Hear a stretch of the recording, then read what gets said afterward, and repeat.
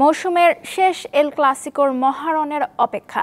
Barcelona ও Real মাদ্রিদের যেই লড়াই হতে যাচ্ছে লা লিগার টাইটেল ডিসাইডার। দুই চিরপ্রতিদ্বন্দ্বীর হাই ভোল্টেজ ম্যাচটি শুরু হবে আজ রাত 8:15টায়।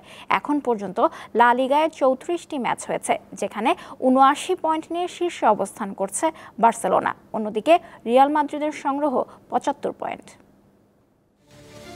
কেউ হয়তো স্বপ্নেও ভাবেনি মৌসুমের শেষ এল ক্লাসিকোতে এসে একই সমতলে দাঁড়াবে রিয়াল মাদ্রিদ বার্সেলোনা।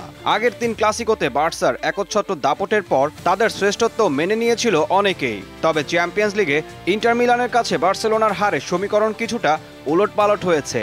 তবে কোচ হ্যান্সি ফ্লিক তো বলেই দিয়েছেন, আসল শ্রেষ্ঠত্বের লড়াই লা লিগাতেই হয়। অন্যদিকে শিরোপা জয়ের দৌড়ে টিকে থাকতে বার্সেলোনার সঙ্গে ম্যাচটি জিততেই হবে রিয়াল মাদ্রিদকে। স্বাভাবিকভাবেই এই ম্যাচ জিততে সবকিছু নিয়ে ঝাঁপিয়ে পড়বে কার্লো আনচেলত্তির দল। প্রায় সব হারানো মৌসুমের শেষটা এখন দারুণভাবে শেষ করার সুযোগ দেখছে তারা, যা দিয়ে কিংবদন্তি আনচেলত্তির বিদায়টাও রাঙাতে চায় রিয়াল তারকারা।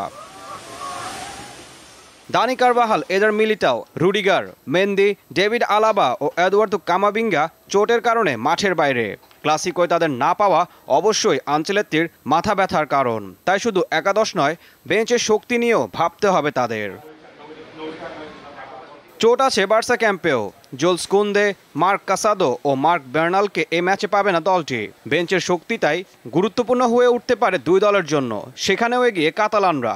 এই মৌসুমে সব প্রতিযোগিতা মিলিয়ে 128 গোলের মধ্যে 12টি গোল বেঞ্চ থেকে পেয়েছে রিয়াল। অন্যদিকে বার্সা 163 গোলের মধ্যে 25টি গোল পেয়েছে বেঞ্চ থেকে।